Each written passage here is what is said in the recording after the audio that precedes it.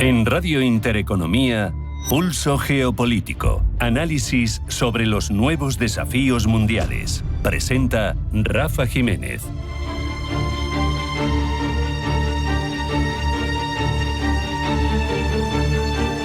Bienvenidos al Pulso Geopolítico de Intereconomía, en el que inevitablemente miramos hacia Donald Trump, sus liberaciones y sus motivos. El rey de los heterodoxos ha hecho de la presentación de aranceles todo un espectáculo político. Los ojos del mundo estaban puestos en el presidente de Estados Unidos, quien con su grandilocuencia habitual aseguraba que estamos ante un decreto histórico. Decía aranceles recíprocos para países de todo el mundo. Recíprocos, insistía. Literalmente ha dicho: esto significa que ellos nos hacen lo mismo y nosotros les hacemos lo mismo. Es muy simple. No puede ser más simple. Pero esto es todo menos simple. Está tan estrechamente relacionado, tan imbricado con las relaciones geopolíticas internacionales, que cualquier decisión genera una catarata de consecuencias que es evidente Trump no ha considerado. En cualquier caso, hemos asistido a una ceremonia de la confusión, a un verdadero show destructor para mediatizar lo que en definitiva es la implosión del sistema de comercio mundial como conocíamos en las últimas décadas. Un espectáculo orientado a satisfacer a la gente de MAGA, ya saben, de Make America Great Again.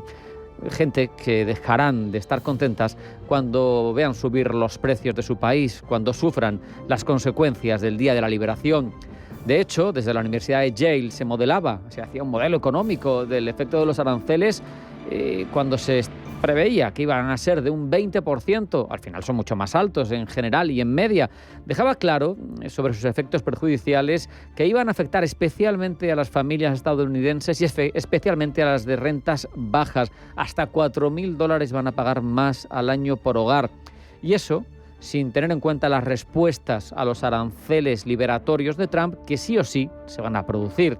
Desde este lado del Atlántico no se puede negar la evidencia. Una guerra tarifaria perjudica a Europa y puede provocar una subida de la inflación, que arrastrará también, puede ser, una subida de tipos de interés por parte del Banco Central Europeo y empuje incluso a una recesión.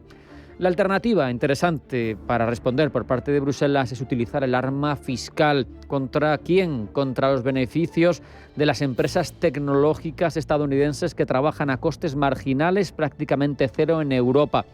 Atacar por vía de servicios mejor que por vía de mercancías. De hecho, Bruselas ya baraja una penalización de 110.000 millones a los servicios que Estados Unidos exporta a Europa y que tienen un altísimo superávit.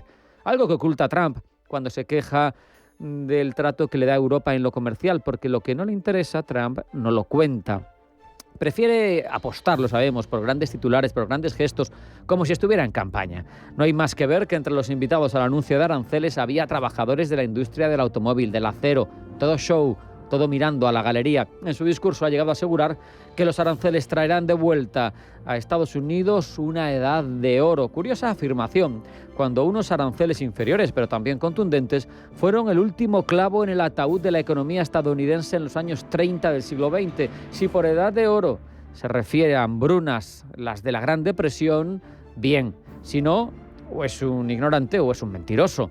Pero como no parece que las cosas sucedan porque sí, ni sea un ignorante, ni sea un mentiroso, ni haya capricho ni desconocimiento, aquí hay que reflexionar sobre la situación que se está generando voluntariamente y a pesar de las evidentes consecuencias perjudiciales para su propio país.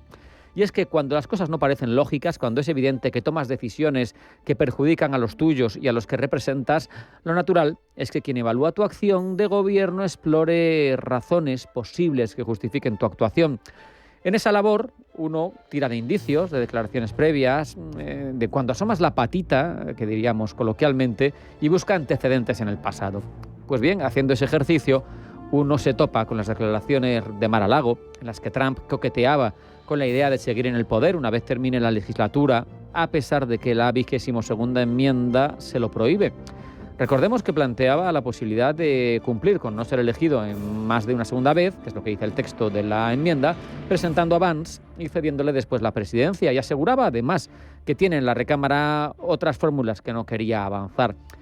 Y claro, uno que es de natural desconfiado echa la vista atrás en la historia estadounidense y repara en que la última vez en que Estados Unidos puso unos aranceles parecidos a los de Trump fue en 1930, con la famosa ley Smoot-Hawley, con los efectos que arriba señalamos para la economía estadounidense y provocando una gran crisis interna. ¿Qué pidió? ¿Qué requirió? Pues que Franklin Delano Roosevelt fuera elegido 4 veces seguidas presidente de Estados Unidos. Claro, como piensa mal y acertarás, ¿quién te dice que Donald Trump no está provocando de forma consciente una situación dramática en Estados Unidos para así luego poder venderse como el único capaz de sacar el país de la situación y de tal manera que le permitan poder alargar su presencia en la Casa Blanca tal y como parece que pretende? Si la salud se lo permite, eso sí, porque terminaría esa segunda legislatura con 83 añitos, nada menos. Y lo que hay que tener en cuenta, más allá de que esto sea así o no, es lo que apuntábamos al principio. Los efectos perniciosos, las consecuencias de sus medidas están ahí y van a pagarse. Lo que no se contempla todavía es los efectos de las respuestas. Y como muestra un botón, no tenemos solo esa amenaza de Bruselas de incidir en los servicios en los que es superavitario Estados Unidos, esas grandes multinacionales que pueden sufrir si se ven castigadas, sino simplemente, y viniendo al terreno de lo comercial, ¿qué puede pasar con tener enfrente 2 gigantes como China y como India, que ya han asegurado que van a responder de forma contundente, 3.000 millones de consumidores, las 2 economías que van a ser las que van a mandar en la economía global durante la segunda mitad del siglo XXI? ¿De verdad es consciente Donald Trump de las consecuencias que puede traer las decisiones que está tomando? Narendra Modi, quien lidera la mayor democracia del mundo demográficamente hablando, ya ha dicho que si America First, no hay ningún problema, India First, 1.500 millones de indios. Veremos cómo va evolucionando esto, porque va a dar mucho de lo que hablar. Ahora vamos a hacer un alto en el camino, una pequeña parada.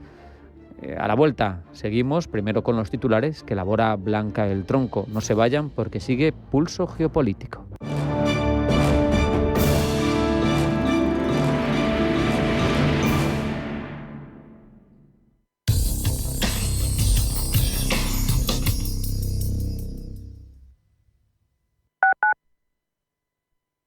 Si has sufrido violencia sexual, llama al 900-599-316. En el Centro de Crisis 24 Horas de la Comunidad de Madrid te ofrecemos atención psicológica, asistencia jurídica y apoyo social.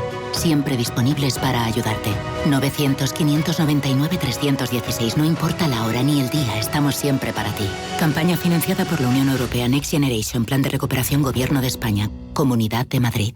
Clínica Oliver y Alcázar. Especialistas en implantes para pacientes con muy poco hueso. Cirugía mínimamente invasiva con prótesis definitiva en un mes como máximo. Diagnóstico gratuito y financiación. Consulte su caso en el 91 564 6686 o a través de la página web oliverialcázar.com. Más de 30 años de experiencia.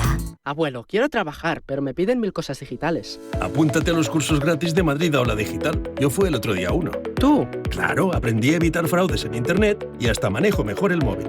También hay cursos para ayudarte a encontrar empleo. auladigital.comunidad.madrid. Me inscribo ya. Proyecto financiado por la Unión Europea. Next Generation. Plan de recuperación. Gobierno de España. Comunidad de Madrid. El 15 de junio Las Ventas vivirá una de las grandes citas de la temporada. Corrida de toros in memoriam de Victorino Martín, con los toros de esta ganadería legendaria para Paco Ureña, Emilio de Justo y Borja Jiménez. Compra ya tus entradas en las-ventas.com. El cielo de Madrid te espera en Inhala Terraza, un espacio donde la naturaleza y la ciudad se encuentran. Disfruta de nuestra gastronomía y coctelería con vistas 360 grados de la capital y vive inolvidables puestas de sol. Un pulmón verde en pleno centro, abierto todos los días del año. Ven a conocernos. Más información en inhalaterraza.com. Radio Intereconomía. Eres lo que escuchas.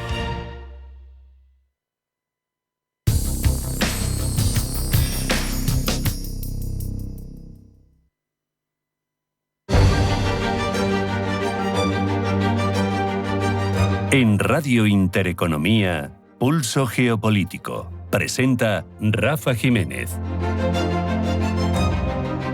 Vamos ya sin más demora con todo lo más relevante de la actualidad internacional. Primero los titulares que elabora Blanca del Tronco. Blanca, bienvenida, buenas tardes. Buenas tardes. El mundo condena los aranceles de Donald Trump. La Unión Europea, China, Japón y el resto de potencias comerciales del mundo han condenado las medidas arancelarias de Estados Unidos que consideran van a provocar una guerra comercial global y han prometido medidas de represalia. Desde Estados Unidos se preparan también para el choque que suponen los aranceles de Donald Trump y de los gravámenes recíprocos más altos contra los principales socios comerciales de Estados Unidos. Mientras, el terremoto de Birmania deja ya más de 3.000 fallecidos. Hay además 4.500 heridos según la Junta Militar, que ha declarado un alto el fuego de 3 semanas al conflicto en el país para facilitar las tareas de rescate. En Bangkok continúan las labores de búsqueda de supervivientes entre los escombros de un rascacielos derruido por el impacto del seísmo, con decenas aún atrapados y señales de vida detectadas hoy mismo. Israel recrudece su ofensiva en Gaza. Ofensiva en la que han muerto más de 1.000 palestinos desde que Israel rompió el alto el fuego. El primer ministro israelí ha amenazado además con anexionarse más territorios durante su ofensiva en Rafah, mientras negocia con Hamas a través de los mediadores el retorno a la tregua. Mientras, Benjamín Netanyahu se encuentra ya en Hungría. Allí se reunirá con su homólogo Víktor Orbán, desafiando la orden de arresto que el Tribunal Penal Internacional dictó en su contra por crímenes de guerra contra la humanidad en el marco de las investigaciones por la ofensiva militar sobre la Franja de Gaza. Por cierto, que coincidiendo con la visita de Netanyahu, el gobierno húngaro ha anunciado su decisión de retirarse de la Corte Penal Internacional. En marcha en Bruselas, reunión de 2 días de la OTAN. Reunión a la que asiste por primera vez el secretario de Estado de Estados Unidos, Marco Rubio, con la situación de Ucrania como telón de fondo. Sobre el terreno, Kiev y Moscú siguen cruzando acusaciones sobre la violación de la tregua para respetar la infraestructura energética que declararon ambos bandos, al tiempo que continúan los combates en el este de Ucrania y en Kursk, y el alto el fuego en los ataques al Mar Negro continúa sin hacerse efectivo. Miramos hacia Groenlandia porque la primera visita danesa, la primera ministra danesa, lo que hace es visitar precisamente Groenlandia. Mette Frederiksen visita la isla, donde se reunirá con el nuevo gobierno groenlandés en medio del interés de Estados Unidos por esta isla ártica. En Radio Intereconomía, Pulso Geopolítico. Seguimos con lo más relevante de la actualidad geopolítica internacional, pero ahora profundizamos en ello, Blanca. El mundo reacciona hoy a los aranceles globales anunciados ayer por Donald Trump. En nuestro país, el presidente del gobierno, Pedro Sánchez, ha anunciado un plan de respuesta y relanzamiento comercial dotado con 14.100 millones de euros. Este plan va a movilizar un total de 14.100 millones de euros. 14.100 millones de euros, de los cuales 7.400 millones de euros son de nueva financiación y otros 6.700 millones de euros se van a emplear de instrumentos ya existentes para impulsar distintas medidas. Plan diseñado, ha dicho Sánchez, con el objetivo de mitigar los impactos negativos de la guerra comercial iniciada por la administración estadounidense, que contempla, entre otras medidas, avales ICO, préstamos para modernizar o instalar nuevas plantas productivas y la ejecución del nuevo plan MOVES. Vamos a poner en marcha 2 líneas de avales y de financiación intermedia de eso que conocen en términos coloquiales como un banco público, el ICO, dotadas con 6.000 millones de euros para facilitarles el acceso a financiación y satisfacer sus necesidades de circulante. En segundo lugar, lo que vamos a hacer es impulsar un fondo de apoyo a la inversión industrial productiva, dotado con 200 millones de euros para dar préstamos y participación en capital para modernizar o instalar nuevas plantas productivas. Y punto 3, lo acabamos de aprobar en el último Consejo de Ministros, vamos a ejecutar durante este año el nuevo plan MOVES con 400 millones de euros que servirá de estímulo al sector del automóvil y a su vez nos va a permitir continuar avanzando en la transición ecológica. Anuncio de Sánchez tras reunirse esta mañana en Moncloa con representantes del sector agroalimentario y el automovilístico para analizar unos aranceles que el presidente del gobierno ha tachado directamente de ataque a Europa. La administración estadounidense ha decidido atacar de forma, y quiero subrayarlo, unilateral este vínculo, desplegando, como saben ustedes, un paquete de aranceles absolutamente sin precedentes, del 25% para nuestros automóviles y del 20% para prácticamente todos los productos que se importan desde la Unión Europea. Volver, en definitiva, al proteccionismo del siglo XIX. Un proteccionismo, el del siglo XIX, que no es, a mi juicio, una manera inteligente de encarar los desafíos del siglo XXI en un mundo totalmente interconectado. Preocupado también por la situación, se ha mostrado el líder de la oposición. Alberto Núñez Feijóo critica además el silencio de Vox y asegura que ante esta situación no solo cabe oponerse. Salvo que se sirvan intereses diferentes de los intereses generales de la nación, a este tipo de decisiones unilaterales solo cabe oponerse de forma clara y contundente. Quien ataca los intereses comerciales de mi país no contará con nuestra condescendencia. Para Santiago Abascal, líder de Vox, ni von der Leyen, ni Sánchez, ni Feijóo han defendido los intereses de los españoles. En un mensaje en X, Abascal asegura que populares y socialistas han arrastrado a España a una guerra comercial suicida. Desde el mundo empresarial también califican a Trump de populista y reconocen que se abre una nueva era. Antonio Garamendi, presidente de la COE. El romper lo que es la palabra multilateralismo, lo que es esa economía global de los mercados con unas reglas en libertad y que realmente lo que nos lleva es a otra era o a otra situación. Preocupación también en el sector agroalimentario. Miguel Padilla, secretario general de COA, que asegura que el anuncio de aranceles por parte de Donald Trump es un despropósito que afectará especialmente a los productores de vino y aceite de oliva, cuyas exportaciones suponen, dice Padilla, 1.000 millones de euros al mercado estadounidense. La guerra comercial iniciada por Trump nos parece un despropósito sin sentido, que no va a beneficiar a nadie, empezando por los propios consumidores de Estados Unidos. Supone una revolución de la Organización Mundial de Comercio. Los aranceles del 20% para los productores de la Unión Europea van a afectar directa e indirectamente a nuestros agricultores, especialmente a los productores de vino y aceite de oliva, cuyas exportaciones suponen en torno a los 1.000 millones de euros anuales al mercado estadounidense. Reacciona España y reacciona el mundo al anuncio de aranceles globales de Trump. Desde China, el ministro de Comercio asegura que Pekín tomará las medidas necesarias para salvaguardar sus derechos. En Europa, el presidente francés Emmanuel Macron se reunirá con los sectores más afectados, mientras que el premier británico Keir Starmer asegura que actuará en interés del Reino Unido. Nadie gana en una guerra comercial, eso no es de nuestro interés nacional. Tenemos una relación comercial justa y equilibrada con las negociaciones de Estados Unidos sobre un acuerdo de prosperidad económica que fortalece nuestra relación comercial existente. Continuaremos y lucharemos por el mejor acuerdo para Gran Bretaña.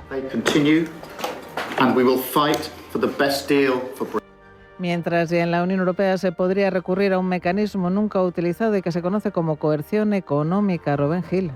Bruselas responderá con contramedidas al anuncio de aranceles de Trump y aunque aún no se han concretado, algunos expertos hablan de que la Unión Europea podría echar mano de un instrumento de reciente creación que no se ha usado hasta ahora y que se creó para evitar las interferencias de China. Se trata de la coerción económica. En vigor desde diciembre de 2023, está diseñada sobre todo para actuar como elemento disuasorio contra la coacción económica de un tercer país. Prevé entablar un diálogo con el país en cuestión para persuadirle de que detenga el comportamiento, pero en los casos en los que la coerción siga produciéndose, la herramienta proporciona una estructura para responder de forma bien calibrada y ponerle fin.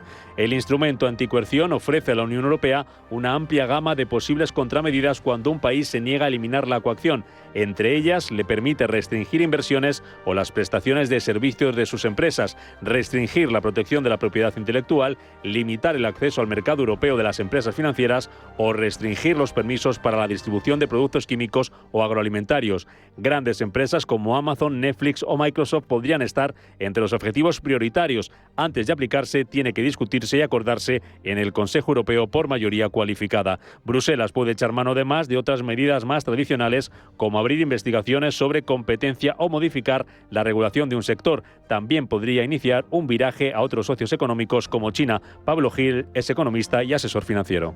El gran ganador de esta película es China, pero es China por muchos factores. Llevamos 3 años señalando a China como el malo de la película porque le da soporte a Rusia durante la guerra en Ucrania.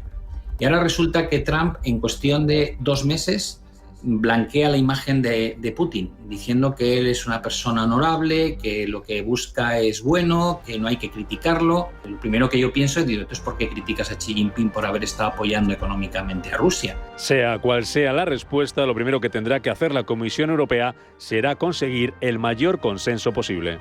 Y hoy en Bruselas se celebra una cumbre de ministros exteriores de la OTAN. El foco principal vuelve a estar en el gasto en defensa, sobre todo por la presencia de Marco Rubio, quien ha afirmado que Estados Unidos no está contra la OTAN, sino contra una OTAN. Dice que no tiene la capacidad de defenderse frente a las amenazas. Pablo Llanoné. El secretario de Estado de Estados Unidos ha garantizado de esta manera que Washington será un miembro permanente de la Alianza Atlántica, pero esto dependerá de que se priorice el gasto en defensa de todos los aliados. Queremos que la OTAN sea más fuerte, queremos que la OTAN sea más viable, y la única manera de que la OTAN se fortalezca y sea más viable es si nuestros socios, los estados nacionales que conforman esta importante alianza, tienen más capacidad. Para tal empeño, los estados miembros tendrán que subir el gasto en defensa al 5%, algo de lo que Rubio espera garantías en este encuentro. Queremos irnos de aquí con el entendimiento de que estamos en un camino realista para que cada uno de los miembros se comprometa y cumpla la promesa de alcanzar hasta el 5% del gasto.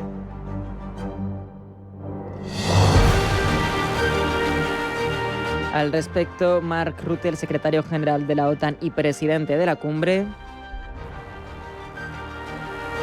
destaca que existe un claro compromiso por parte de Estados Unidos, una clara expectativa de que se igualará el gasto en el lado europeo de la OTAN, debido, dice, a la amenaza rusa y a la acumulación de tropas en China.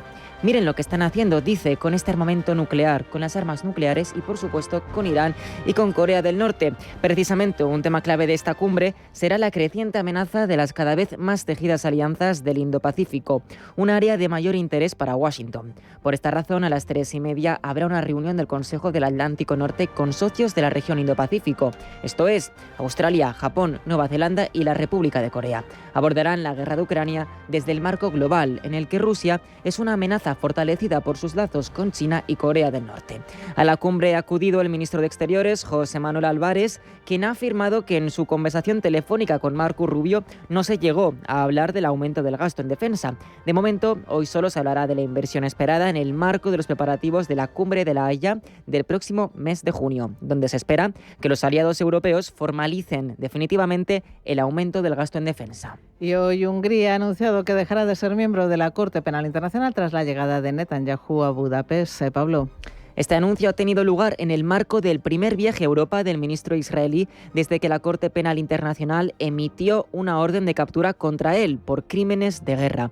Orbán ha argumentado que las decisiones de la Corte Penal Internacional no están reconocidas en el Código Penal húngaro y su gabinete ha avanzado que este mismo jueves empezará el proceso para salir del organismo, lo que convertirá a Hungría en el único país de la Unión Europea que no forma parte del Tratado de Roma o, en palabras de Orbán, lo convertirá en el país más seguro de Europa. Aún así, la salida se formalizará en el plazo de un año, lo que implica que todavía, aunque Orbán lo niegue, Budapest tiene la obligación de detener a Netanyahu, algo que no se deja ver en los actos diplomáticos que están teniendo lugar hoy. El primer ministro israelí ha sido recibido al estilo majestático húngaro. Tras un largo rato de tomarse fotografías y caminar junto a su homólogo, ha protagonizado una conferencia de prensa en la que ha agradecido a Víctor Orbán su apoyo en diferentes escenarios, incluida la Corte Penal Internacional. Nos apoyas en la Unión Europea, nos apoyas en la ONU. Acabas de adoptar una postura audaz y de principios sobre la Corte Penal Internacional. Te lo agradezco, Víctor. Esto no solo es importante para nosotros, sino también para todas las democracias.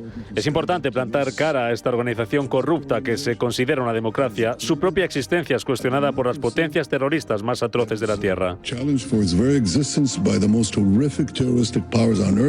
Netanyahu confía en que Orbán no sea el último aliado que tenga en la lucha contra la corrupción y el antisemitismo, y avanza que la colaboración entre Hungría e Israel seguirá creciendo en materia de tecnología y defensa. Esta cooperación, sin embargo, es más profunda que esto y se centra además en la lucha por la democracia y los valores nacionales de ambos países en el contexto de Europa y las amenazas terroristas de Oriente Medio.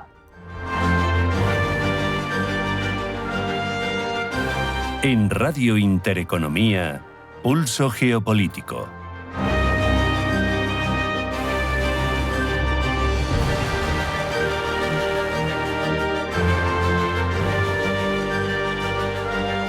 Estamos ya en disposición de afrontar ese repaso tradicional que hacemos antes de las 2:30 de la tarde en relación con cómo nos cuentan lo que está sucediendo en el ámbito geopolítico internacional los principales periódicos, las principales cabeceras, en función de su sesgo político, en función del sesgo político de los países a los que pertenecen. Quien desarrolla ese empeño en cada una de nuestras ediciones, Pablo Iannone. Pablo, bienvenido, buenas tardes. Buenas tardes. Hoy ponemos el foco en la manera en cómo informan algunos de esos medios más influyentes de algunos países en torno a esa acaparadora de atención que es la guerra arancelaria que ha impulsado la Casa Blanca. Vamos a empezar, Pablo, precisamente por el precursor del enfrentamiento, por Estados Unidos. Lo raro de este día es no ver las portadas colmatadas por titulares sobre aranceles.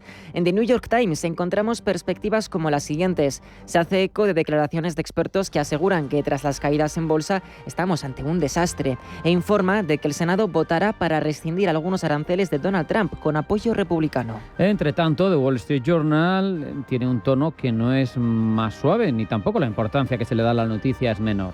Igual que The New York Times, en casi todas sus noticias se puede ver escrito que los futuros de acciones de Estados Unidos y mercados asiáticos se desploman ante los planes arancelarios de Donald Trump. La realidad, sin embargo, como era previsible por otro lado, es diferente para Fox News, donde solo encontramos una noticia que haga referencia a esa guerra comercial en su portada. En esta noticia se pone el foco en la respuesta de Canadá. El primer ministro Mark Carney promete luchar contra los aranceles de Trump, mientras otros líderes mundiales evalúan su impacto. Desde el Washington Post se dice que los aranceles de Trump afectan incluso a islas remotas que se encuentran en esa lista. Hablamos de las islas Heard y McDonald, un territorio subantártico de Australia donde hay pingüinos. De ahí la broma, por cierto, de que Trump ha impuesto aranceles hasta a los pingüinos. A este lado del Atlántico, en Europa, nos fijamos en algunos de los medios más influyentes del viejo continente. Desde The Guardian se pone el foco en lo que dice la presidenta de la Comisión Europea, Ursula von der Leyen, quien ya ha dicho que la economía mundial sufrirá enormemente por la decisión de Trump. Aún así, la presidenta está dispuesta a pasar de la confrontación a la negociación, mientras en The Telegraph, de corte más conservador que The Guardian, se informa de que la bolsa de Reino Unido se cae tras la admisión de Starmer de que los aranceles de Trump dañarán la economía. Pasamos el Canal de la Mancha porque en Francia, desde Le Monde, no pueden ser más claros, Pablo. Lo son al decir en un titular que Estados Unidos declara la guerra comercial a todo el mundo, arrastrando al país a la incertidumbre. Seguimos en nuestro vecino del norte, desde Le Figaro, entre tanto, informan de que Francia prepara su respuesta ante lo que califican como postura imperialista de Trump. Y se advierte también de que China tomará represalias ante lo que Pekín considera una intimidación. Vamos a Alemania, en el Frankfurter Allgemeine Zeitung. También nos encontramos con la portada llena de titulares sobre el tema. En grande y bien vistosa, la pregunta del millón que lanza el rotativo alemán. ¿Está Trump destruyendo el mundo con su política arancelaria? Una pregunta que, por cierto, también se hace en Pablo en el diario Der Spiegel. Aunque eso sí, con una tipografía más pequeña y en un espacio más relegado. Aquí el titular protagonista es que Trump desafía al mundo.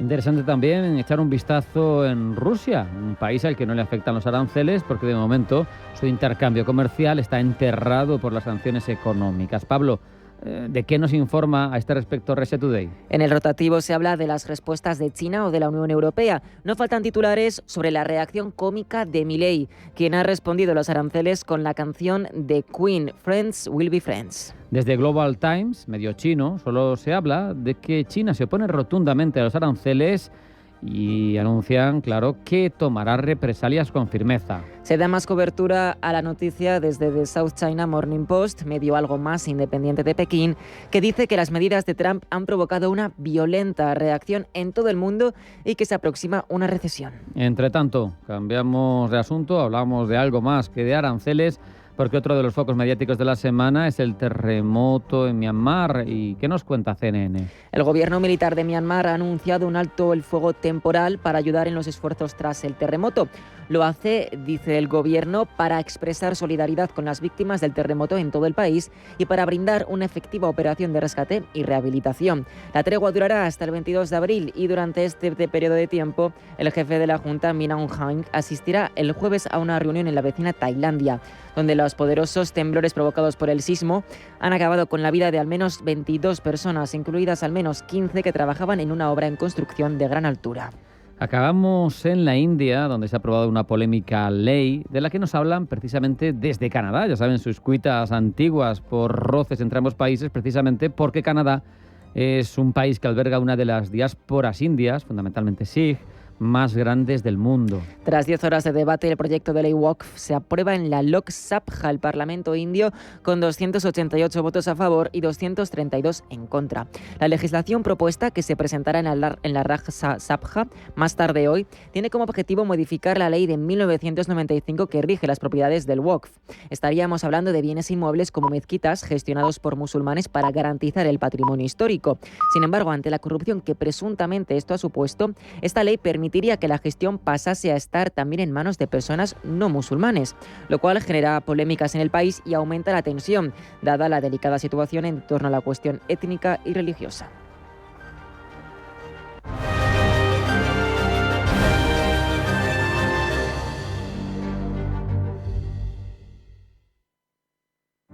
Demo Broker Global, la plataforma a tiempo real de Banco Big que te permite invertir con 100.000 euros ficticios para que practiques sin compromiso. Entra en bancobig.es y aprende a invertir como un verdadero broker. Banco Big, nos mueven tus valores.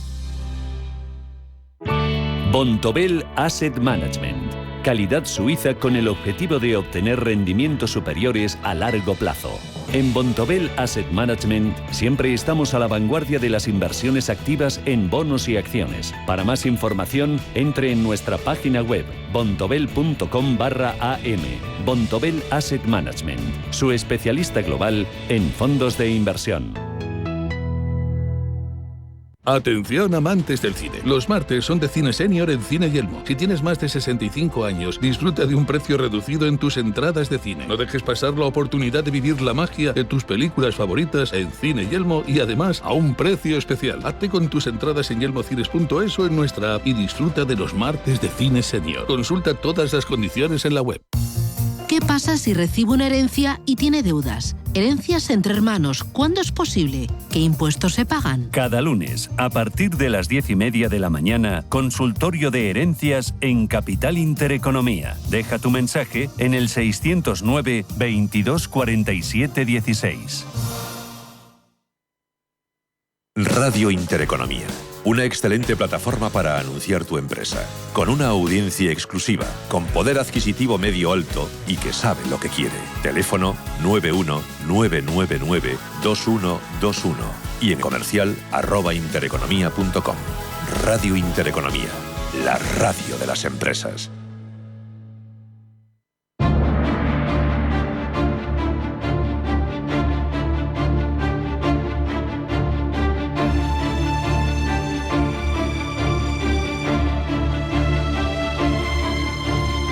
En Radio Intereconomía, Pulso Geopolítico. El ciberespacio es el último campo de batalla que tenemos sobre la mesa para explotar vulnerabilidades conocidas y sobre todo desconocidas por quienes son nuestros enemigos, nuestros rivales. Hay ciberarmas, hay posibilidad de atacar un sistema mixto que sea físico y a la vez ciber, que sea esencial, que se alteren sus funcionamientos normales, que se destruyan. Es decir, tenemos puntos vulnerables que son foco de quienes quieren causarnos daño. Se habla de infraestructuras críticas y sabemos que muchas de ellas están controladas por sistemas cibernéticos y por ello queremos hablar de la relación que existe en este tipo de armas modernas y cómo estamos de protegidos o no, o cómo pueden hacer daño y en qué medida quienes quieren utilizar las ciberarmas para esa ciberguerra. Para hablar de ello, nadie mejor que Manel Medina Llinàs, director del Máster de Ciberseguridad y Management de la Universidad Politécnica de Cataluña, asesor también de la Agencia de Ciberseguridad de Cataluña. Manel, bienvenido, buenas tardes. Buenas tardes, muchas gracias por invitarme. Para empezar, Manel, explíquenos de forma sencilla qué entendemos por infraestructuras críticas y cuáles podrían ser susceptibles de ser atacadas, en principio, en general, por medidas y por iniciativas de ciberamenazas. Bueno, pues las infraestructuras críticas, son infraestructuras que son esenciales para la sociedad y que si dejan de funcionar durante unas horas o unos días o afectan a un porcentaje importante de la sociedad, pues pueden causar problemas de funcionamiento. Y entonces, pues nosotros tenemos, recientemente se ha aprobado la directiva NIS de la Unión Europea, en la cual se recogen cuáles son estas infraestructuras críticas, que son pues la energía, el transporte, la banca, infraestructuras de mercados financieros, salud, y también tratamiento de aguas, por tanto potables como residuales, y infraestructuras digitales, administraciones públicas, ¿no? Claro. Y luego hay otros sectores que no son tan críticos, pero que también esta directiva, que además el gobierno pues, hace unos días que aprobó el decreto para la transposición de esta directiva europea, pues son pues distribución de alimentos y sobre todo proveedores de servicios digitales, ¿no? Y también sistemas de mensajería y postal, correos, etcétera, ¿no? Manel, explícanos qué necesitamos para entender lo que es un ciberarma, qué características tiene y cuándo hablamos de ciberarmas. Bueno, hablamos de ciberarmas cuando son programas informáticos que de alguna forma consiguen alterar o van a conseguir un ataque a alguna de estas infraestructuras o, bueno, en principio a infraestructuras, pero también podrían alterar cualquier tipo de organización, ¿eh? Son armas que van a causar un daño y ahora ya que estamos hablando de sistemas híbridos, pues que van a causar un daño físico, ¿no? Es decir, normalmente hablamos de virus y ransomware y ataques a sistemas informáticos que lo que hacen es destruir los datos o hacer que los ordenadores dejen de funcionar. Pero las ciberarmas, normalmente se aplica esta calificación cuando ese ataque, nuestras herramientas, provoca un daño sobre un sistema físico que puede alterar el funcionamiento y la operación de los sistemas críticos que comentábamos, y en algunos casos, como por ejemplo si afecta a sistemas sanitarios, pues puede provocar pérdida de vidas humanas, ¿no? Claro. Y bueno, en el caso de sistemas críticos, pues también, ¿no? Porque si el sistema, pues, por ejemplo, pues se produce un ciberataque a una central nuclear o una central de producción de energía eléctrica, pues podría provocar que algún operador tuviese un accidente y muriese Claro. en el sistema de ataque, ¿no?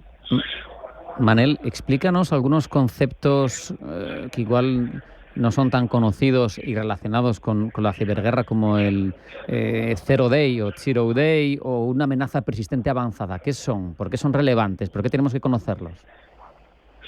Claro. Cuando hablamos de ciberarmas, no son los virus que un antivirus es capaz de detectar y que nosotros le instalamos en nuestros sistemas y entonces pues los va a frenar, ¿no? Porque en las ciberarmas normalmente lo que se pretende no es un ataque inmediato, sino que se pretende que esas ciberarmas estén almacenadas o instaladas en nuestros sistemas, en los sistemas de los proveedores de servicios críticos, para que en un momento determinado en que la estrategia geopolítica del momento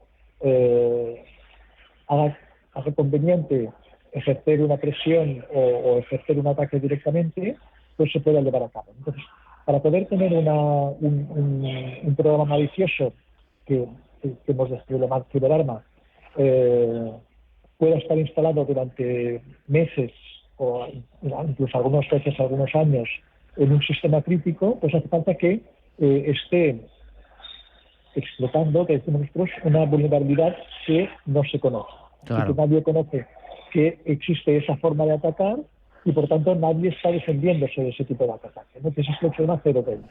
Entonces las organizaciones que explotan, que están especializadas en explotar este tipo de ataques de Zero Day, son las APTs, las Advanced Technology Threats, que son organizaciones que están, pues eso, buscando nuevas formas de ataque, están buscando nuevas vulnerabilidades y cómo explotarlas, y están financiadas mayoritariamente por gobiernos, que son los que tienen dinero, ¿no? Y que o bien lo hacen directamente a través de divisiones del ejército, como sucede en China, o Estados Unidos, o Corea del Norte, por poner ejemplos típicos, ¿no?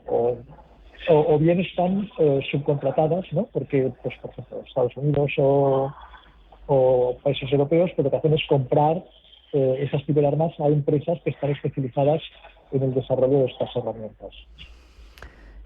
Es tremendo porque en el ciberespacio no hay fronteras. Tenemos casos, seguro que hay algunos más recientes, pero famosos, que demuestran la capacidad de este tipo de armas. Tenemos Black Energy, tenemos Stuxnet y han sido exitosos. Seguro que otros fallan, pero hay capacidad de actuar y de conseguir éxito en el empeño de ese ataque.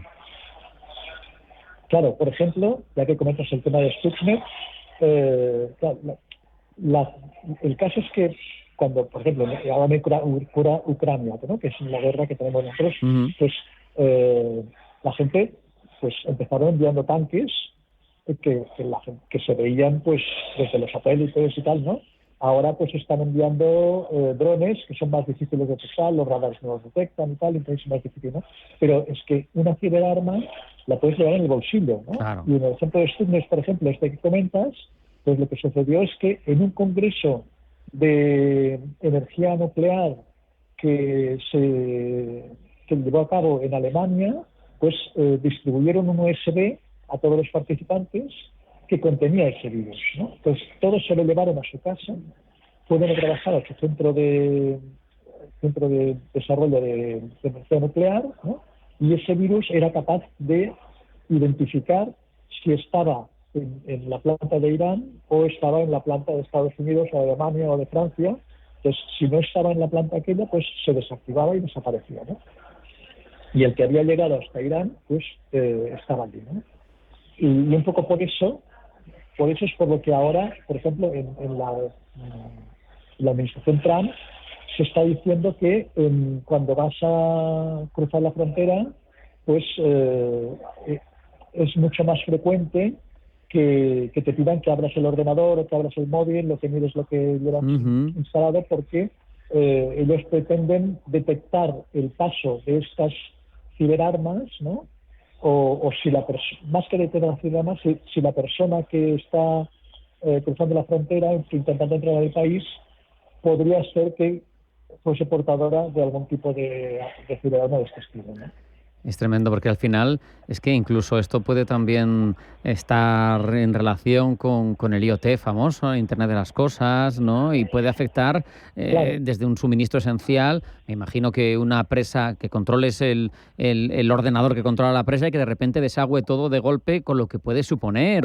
O en un sistema ferroviario que todos los semáforos se pongan en verde. Es que hay que tener un poco de imaginación para entender que esas infraestructuras críticas hay muchas vidas en juego y que esto es muy fácil de esconder, vamos a decir, ¿no, Manel? Claro, efectivamente. Es difícil, cuando, digamos, lo que comentas, ¿no? Las ciberarmas están pensadas para atacar a los sistemas ciberfísicos, y este ataque a los sistemas ciberfísicos puede ser que hagan una suplantación del sistema, ¿no? Es decir, que algún sistema se introduzca en nuestra red para enviar información falsa, ¿no? O que alguien pues acceda físicamente a los sistemas y los modifique directamente, ¿no? O también puede suceder que alguien pues se introduzca en la red, que además en muchos casos en los sistemas de generación de tratamiento de aguas y tal, pues están dispersos, es como cambio de radio, pues que alguien intercepte las comunicaciones de radio y consiga o bien una denegación de servicio porque no se puede enviar la comunicación de los datos, o bien lo que hace pues es interceptarlos y modificarlos para que alguien tome decisiones equivocadas basadas en los datos erróneos. Claro. Para terminar, Manel, te pregunto, es opinión, pero ¿nuestras infraestructuras críticas son seguras? ¿Cómo podemos hacer para protegerlas? Bueno, la verdad es que, aunque hace poco, como decía antes, que se ha aprobado el Iranis 2, hace ya unos cuantos años, como 10 o 12 años, que el gobierno español creó el Centro Nacional de Protección de Infraestructuras Críticas, el CNPIC, que bueno, ha estado dirigido por INCIBE, la Agencia Española de Ciberseguridad, y entonces ellos se han encargado de hacer un trabajo proactivo, en el sentido de que han estado supervisando una cosa que es muy importante, y es, por una parte, la capacidad defensiva de estas infraestructuras, ¿vale? Y cuando detectaban que alguna infraestructura pues era vulnerable a algún tipo de ataque, porque ellos actuaban como lo que llamamos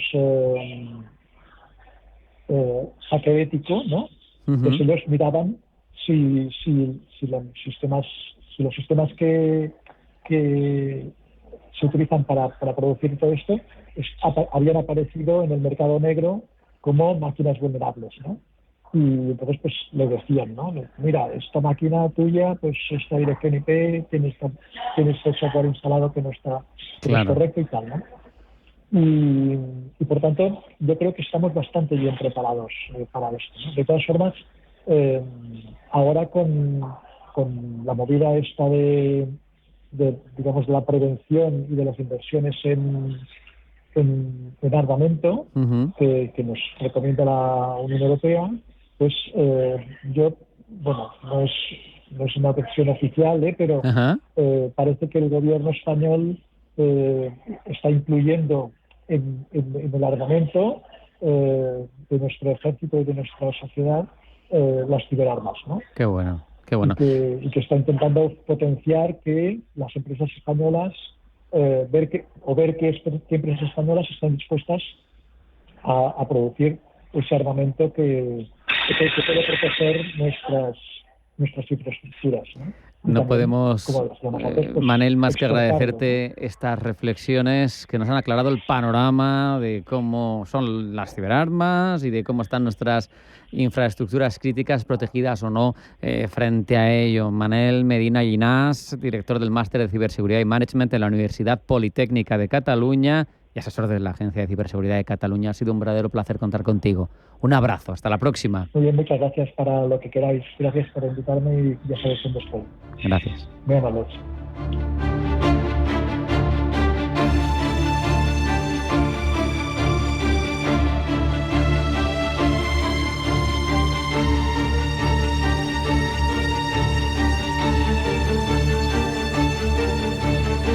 Considerando la tradicional inestabilidad de Oriente Próximo y la precariedad de los acuerdos que mantienen la paz en algunos de los focos tradicionales de enfrentamiento, es necesario que hagamos balance de lo que se está viviendo ahora mismo en Líbano, una vez descabezada Hezbolá, pero viva su influencia y con un precario acuerdo de paz que se viola por ambas partes. De ello hablamos ya con Amin Lejarza de Bilbao, analista internacional. Amin, bienvenido, buenas tardes. Placer siempre. Amin, los recientes ataques de Israel en Líbano, el lanzamiento de misiles desde territorio libanés, están ahí, hacen todo mucho más precario. ¿Cómo describes la situación en este momento y hasta qué punto crees que la tregua pende de un hilo y es frágil? La tregua prácticamente no es que ya ni penda de un hilo, es decir, la tregua es casi inexistente. Israel se considera que después del, según una retórica del gobierno israelí, del hostigamiento recibido por parte de Hamas, de Hezbollah y de las potencias de la región, ahora han caído distintas cabezas, ¿no? de todos sus enemigos y de todos sus enemigos cercanos, y ahora se encuentra en una posición de poder, una posición en la que puede generar no tanto una invasión o no tanto una apropiación de territorio, pero sí una posición de zona de seguridad, que es lo que realmente busca Israel con estos ataques en Líbano, debilitar efectivamente, generar que se encuentre el país lo más frágil posible y de ese modo generar zonas bajo posteriores treguas mediante las cuales nadie quiera meterse en un conflicto o Israel controle ciertas áreas para que no ataquen directamente al suelo israelí. ¿Podemos convenir, Amin, en que ese descabezamiento de Hezbollah le ha hecho sufrir mucho la muerte de Nasrallah y de otros altos cargos? Pero yo te pregunto, ¿ha alterado significativamente su capacidad operativa? Porque prácticamente hasta que sucedieron esos hechos, Hezbollah era un Estado dentro del Estado.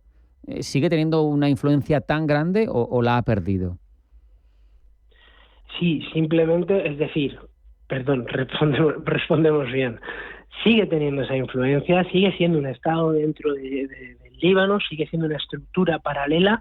Es cierto que ha perdido a la cabeza, ha perdido al show, ¿no? El show off que podía hacer, que era Nasrallah, ya no está, y ahora hay que buscar esa figura, y cuando se ha encontrado se ha vuelto a descabezar. Entonces, ahora mismo Hezbollah, el principal problema que tiene, sobre todo, es el de cuidar su seguridad interna. Ahí es donde está el problema de Hezbollah. La influencia la mantiene porque esa influencia es fácil de seguir permeándola en un Estado que probablemente a nivel de población, hemos de decir, esté más en desacuerdo con Israel, y esto provoque un mayor apoyo a Hezbollah del que tenía previamente del enfrentamiento. O sea, parece curioso o parece contradictorio, pero no, al fin y al cabo la población, de lo que se siente es amenazada, lleva durante décadas sirviéndose de un apoyo, de unas condiciones mejores en muchas ocasiones por parte de Hezbollah frente al propio Estado libanés.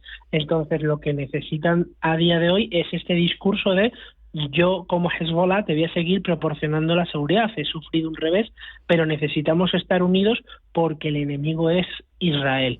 Y aquí incluso hay que entender algo en el Líbano, un Estado tan heterogéneo, con una gran comunidad de cristianos, además de musulmanes, en las que los propios cristianos se encuentran a gustos con los musulmanes, en este caso chiitas, como es Hezbollah. Claro. Es decir, que hay una comunión hasta ya no solo a nivel de una ideología como es la de Hezbollah, sino religiosa, en el sentido de sentirse apoyados en el ámbito político. Eso me da pie, perdona, Amin, a preguntarte otra cuestión, porque esa reflexión tuya me explica, desde el punto de vista de opinión pública, vamos a decir, el papel que sigue jugando Hezbollah, pero desde el punto de vista puramente operativo, no podemos perder de vista que Irán tiene un perfil mucho más bajo últimamente, y sobre todo que Hezbollah recibía sus suministros de armas, se supone, a través de la Siria del régimen alawita de Bashar al-Assad, que era claro colaborador de Teherán. Ahora, sin ese régimen, con sunitas ocupando el poder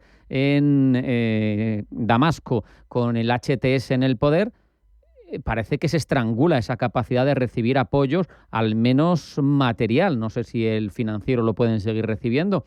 ¿Esto no pesará de alguna manera?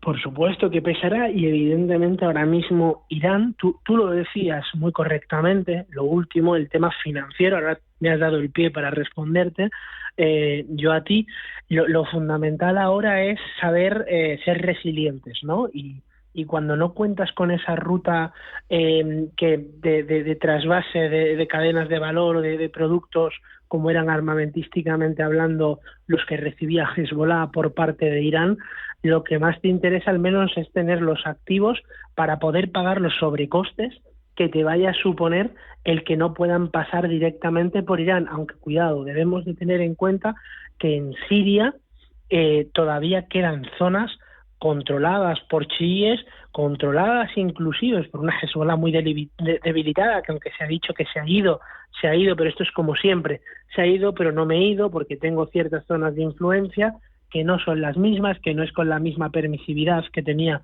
bajo el régimen de Bashar al-Assad, y ahora el sistema del que se va a proveer, que no sería la primera vez que lo ha tenido que ejecutar Hezbollah, es un sistema económico mediante el cual reactivarán viejas prácticas o prácticas que ya llevaban a cabo, como es el suministro la generación de recursos económicos a través del tráfico ilícito de personas, inclusive de drogas, bajo el sistema Hawala que utilizan con las diásporas en diversas partes del globo, que viene a ser una serie de sería complicado explicar ahora mismo el sistema Hawala. Sí, esos préstamos, vamos a decir, es una suerte de sistema financiero rudimentario, pero muy eficaz. Paralelo en negro, efectivamente, que se va a llevar, y eso es lo que va a tener como mínimo un año hasta que consiga recuperarse, porque esto va todo ligado unos a otros. Como sabemos, Hezbollah es una de las tantos proxies de los actores fuera del territorio iraní, de su zona de influencia que tenía para generar ese cinturón de seguridad, y tanto el perfil bajo de Irán con el perfil bajo, en cierto modo, de Hezbollah no son cuestiones aisladas, todo lo contrario, son cuestiones de necesitamos mínimo un tiempo de rehacernos y de establecer un nuevo plan. ¿Cuál va a ser este nuevo plan? Va a pasar por el terreno financiero. Necesitan un apoyo de ver cuál es la canalización de suministros. Hezbollah volverá al tráfico sobre todo de personas y al tráfico de drogas. Esas serán sus principales vías, además de tirar o intentar a beneficiarse de este sistema Hawala que comentábamos y que muy bien explicabas, Rafa. Tenemos 1 minuto y medio y solo te pido una reflexión sobre otra variable que puede cambiar en todo esto. Amenazas de Trump a Irán, si no firma. Hay ahora mismo 2 portaaviones, leo en el Washington Institute, 2 portaaviones, uno adicional, muy cerquita en el Mediterráneo y bastante controlando la zona de los hutíes, pero también las advertencias públicas a Irán con grupos de combate, con un montón de aviones. Esto, al final, si hay alguna operación, va a cambiar las ecuaciones de la zona, ¿no? Sí, efectivamente, si al final se diese algún tipo de operación, cambiaría. Pero debemos entender que al final Irán no deja de ser un firme aliado de Rusia, no deja, con quien Estados Unidos negocia todos los días por cuestiones en Ucrania, no deja de ser un firme aliado de China, y Irán tiene en quién acomodarse para generar sus contrapesos a que Estados Unidos, a pesar, ¿no?, de todo este envalentonamiento que lleva Trump desde que ha llegado de nuevo a la Casa Blanca, pueda minar esos deseos igual de Donald Trump de llegar y plantar una bandera americana en Teherán, por ponerlo de una forma muy hollywoodiense la explicación. Es decir, ahora mismo esa variable efectivamente está sobre la mesa, esa variable es importante, pero hay que ver el contrapeso de China y Rusia a que Estados Unidos finalmente haga o realmente haga algún tipo de acción o cometa algún tipo de acción de carácter más operativo en la región. Sin olvidarnos del elefante en la habitación, Amin, si consigue o no, si ha conseguido o no, y no lo ha dicho, la bomba nuclear Irán, porque ese es el miedo que hay en Israel y ese es el miedo que hay en Washington. Efectivamente, ya sin entrar en lo de la bomba en la bomba nuclear, que efectivamente es el gran elemento, ¿no? El gran elemento que, nunca mejor dicho, generaría disuasión. Totalmente. Y cambiaría tanto el panorama que hay ahora mismo, pero si sucede, lo trataremos. Amin Lejarza de Bilbao, analista internacional, muchas gracias, un abrazo, hasta la próxima. Muchísimas gracias, hasta la siguiente. Muchas gracias. Hemos tratado de traerles y acercarles la reflexión, las noticias y las entrevistas más candentes del ámbito internacional, pero no hay tiempo para más. Esto ha sido todo en Pulso Geopolítico. Pasen buena tarde, sean felices y mañana más.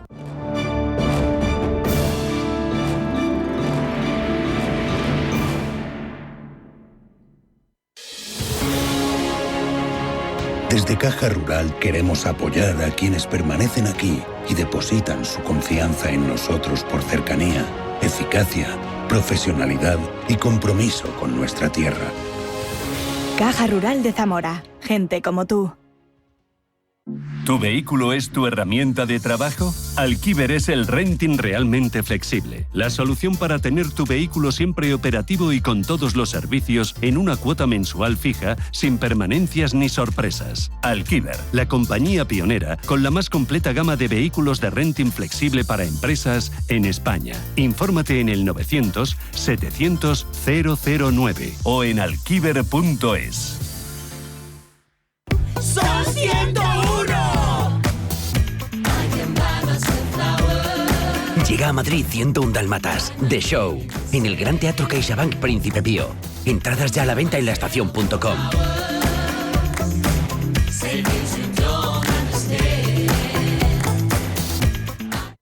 ¿Tienes un proyecto o sueño emprendedor? No te pierdas Emprende en Intereconomía con Juanma Romero. Cada semana descubrirás historias de éxito, consejos prácticos y claves para liderar tu negocio con carisma y empatía. Aprende, crece y conéctate con emprendedores como tú. Emprende en Intereconomía con Juanma Romero, el programa para transformar tu futuro. Te esperamos todos los jueves a las 10 de la noche en Radio Intereconomía.